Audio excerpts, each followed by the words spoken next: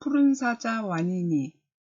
이현의 작품으로는 짜장면 불어요, 장수만세, 로봇의 별 등이 있습니다.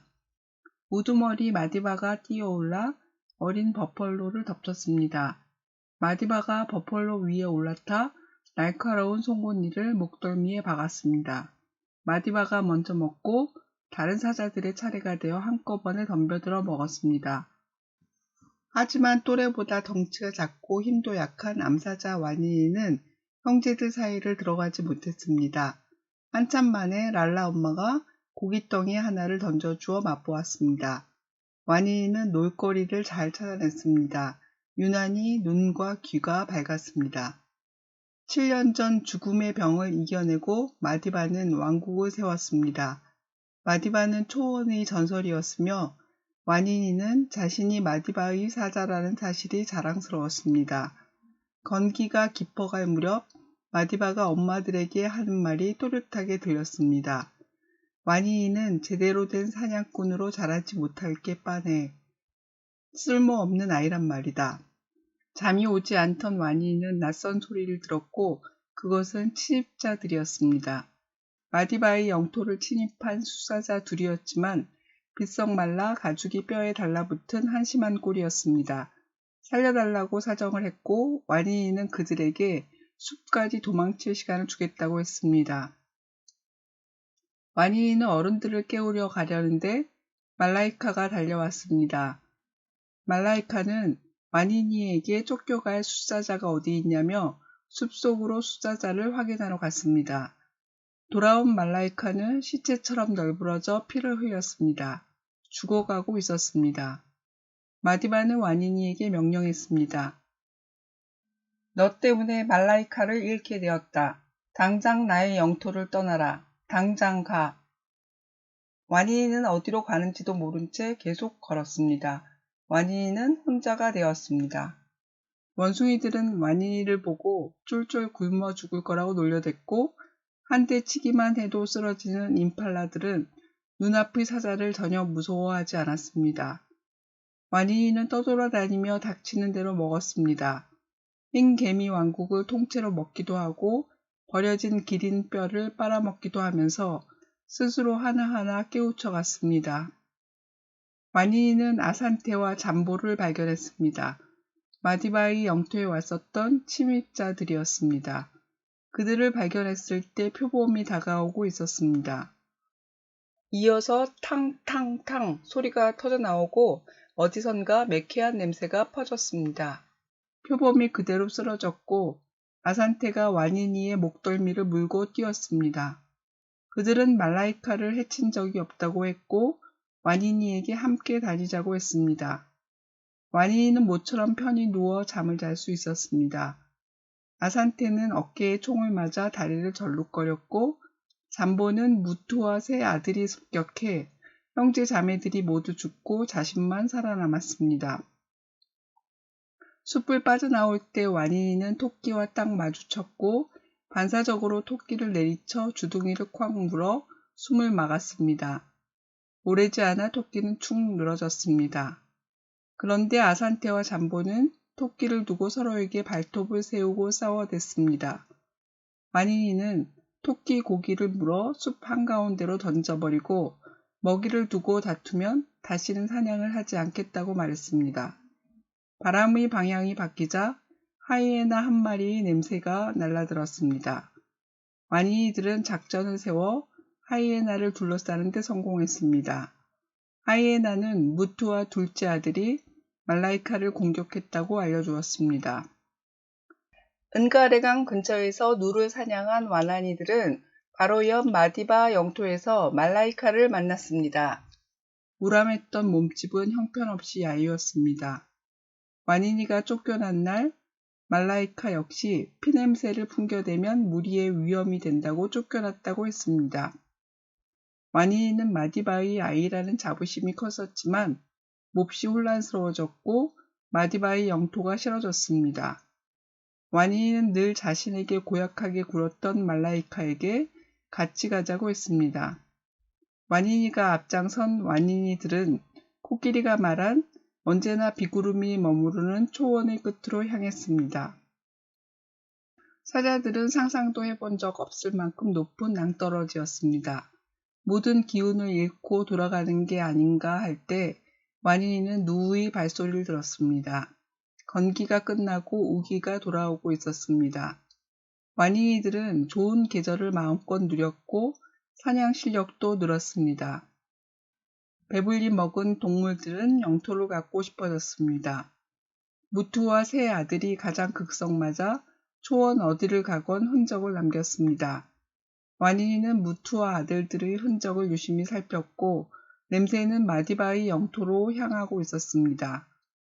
완인이는 마디바의 사자들에게 위험을 알리러 혼자 떠나려 했으나 아산테는 완인이 무리를 잃고 싶지 않다고 말했습니다.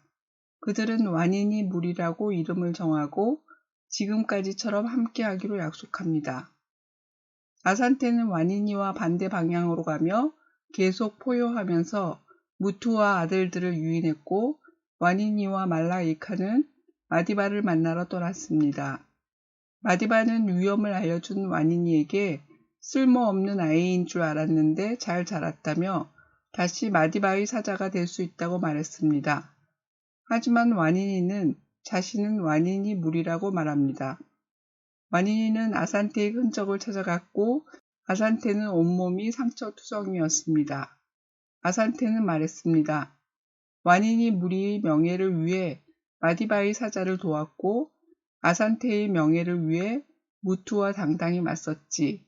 이제 됐다. 아산테는 초원으로 돌아갈 때를 맞이했습니다. 완인이는 큰 소리로 포효했습니다. 그것은 왕의 목소리였습니다. 의미를 찾는 질문. 드넓은 초원의 세계. 국내 작가가 쓴 동화 중에서 보기 드물게 아프리카를 배경으로 한 이야기입니다.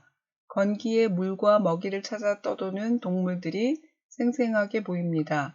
공중거리는 수기린들의 어설픈 싸움, 사자를 조롱하는 사바나 원숭이들, 겁이 너무 많은 임팔라, 높은 가지에 홀로 앉아서 아래를 내려다보는 표범, 발이 느린 홍 멧돼지, 암컷에 따라 서열이 정해지는 하이에나, 무화과를 먹는 개코 원숭이, 사자들의 먹잇감 버펄로와 누와 가젤, 그리고 싸움을 잘하는 수사자와 사냥을 잘하는 암사자, 밀렵꾼과 관광객인 사람들까지. 광대한 초원이 눈을 시원하게 합니다.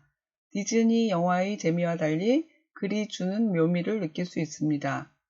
질문. 암사자들은 어떤 방법으로 사냥하나요? 150만 마리가 넘는 누와 얼룩말이 초원을 떠나는 이유는 무엇인가요? 아프리카 초원에서 사자들의 먹이가 되는 초식동물은 무엇인가요? 초원의 동물들이 하마를 피하는 이유는 무엇인가요? 우기가 찾아오자 아산테는 이제야말로 사자답게 살아보겠다고 했습니다. 아산테가 말한 사자답게 사는 것은 어떻게 사는 것일까요? 하이에나는 어떤 특징을 갖는 육식동물인가요? 무리를 떠난 숫사자들은 주로 무엇을 먹으며 살아가나요? 의미를 찾는 질문, 다른 생존 방식. 세 무리의 사자들은 살아가는 방식이 다릅니다. 마디바는 건기의 굶주림을 해결하기 위해 숫사자 지라니와 신가를 내보내고 몸집이 작고 힘이 약한 와니니와 심하게 피 흘리는 말라이카까지 피해를 염려해 쫓아냈습니다. 4개의 강이 있는 초원을 차지한 무투와 세 아들은 매우 잔인하며 끊임없이 영역을 넓히려 전쟁을 벌입니다. 그리고 와니니는 무리에서 쫓겨난 숫사자들과 말라이카와 함께 서로의 힘을 합쳐 생존하며 와니니 왕국을 만듭니다. 다른 생존 방식은 어떤 차이를 낳는지 생각합니다. 질문. 와니니는 마디바의 무리에서 쫓겨난 오빠들이 가여왔습니다. 어린 숫사자들이 쫓겨난 이유는 무엇이고 와니니는 왜 가엾게 여겼나요? 와니니가 마디바의 사자라는 사실을 자랑스럽게 생각했었던 이유는 무엇인가요? 마디바가 와니니에게 영토를 떠나라고 한 것은 말라이카 일에 대한 벌인가요? 와니니가 쓸모없다고 판단했기 때문인가요? 무투와 그의 아들이 마디바의 영역에서 말라이카를 공격한 이유는 무엇인가요? 잠보는 왜 살고 있던 4개의 강이 있는 초원에서 혼자 도망쳐 나왔나요? 와니니와 아산테와 전보가 같이 다녀서 서로에게 좋은 점은 무엇인가요? 와니니들이 말라이카와 함께 다니기로 한 이유는 무엇인가요? 잠보는 아산테가 말한 무투와 세 아들의 이야기를 듣고 무투의 아들들이 비겁하다고 말했습니다. 왜 그렇게 생각했나요? 아산테는 와니니에게 진짜로 무서운 것이 무엇이라고 말했나요? 무서운 이유가 무엇일까요? 와니니 무리는 무리지어 사는 이유를 무엇이라고 믿고 있나요? 마디바는 위험을 알려주러 온 와니니를 해하려고 했습니다. 이유가 무엇인가요? 아산테는 초원으로 돌아가기 전 와니니에게 스스로 자랑스럽다고 말했습니다. 그렇게 생각한 이유는 무엇인가요? 영토도 없고 우두머리도 아닌 아산테를 왜 왕이라고 했을까요? 의미를 찾는 질문, 쓸모없는 아이.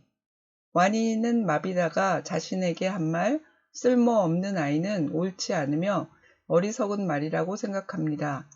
초원 어디에도 쓸모없는 것은 없었습니다. 하찮은 사냥감, 바닥을 드러낸 웅덩이, 썩은 나무 뜬걸, 역겨운 풀, 다치고 지친 떠돌이 사자들, 그 모든 것들이 와니니를 살려주었습니다. 살던 무리에서 쓸모없다고 쫓겨난 와니니와 말라이카와 아산테는 서로에게 힘이 되어 싸움과 사냥 기술을 익혀왔습니다. 그리고 마디바에게 당당하게 맞서는 무리를 이루었습니다. 와니니의 이야기는 자신이 쓸모없다고 여기는 어린이들에게 따뜻한 위로가 될 것입니다. 질문. 와니니는 마디바가 자신을 쓸모없는 아이라고 말하는 것을 들었습니다. 와니니는 그렇지 않다고 생각했습니다. 자신이 왜 쓸모 있다고 생각했나요? 사자 무리에게 숫사자들은 왜 쓸모 없을까요? 와니니 무리에서 숫사자들은 쓸모 없었나요? 왜 그런가요? 마디바는 와니니와 함께 찾아온 말라이카에게 쓸모없는 아이였다고 말했습니다. 와니니는 어떻게 반박했나요? 마디바에게는 쓸모없는 사자가 있지만 와니니에게는 쓸모없는 사자란 없습니다. 다른 생각을 갖는 이유는 무엇일까요? 여러분은 누구의 주장에 동의하나요? 왜 그런가요?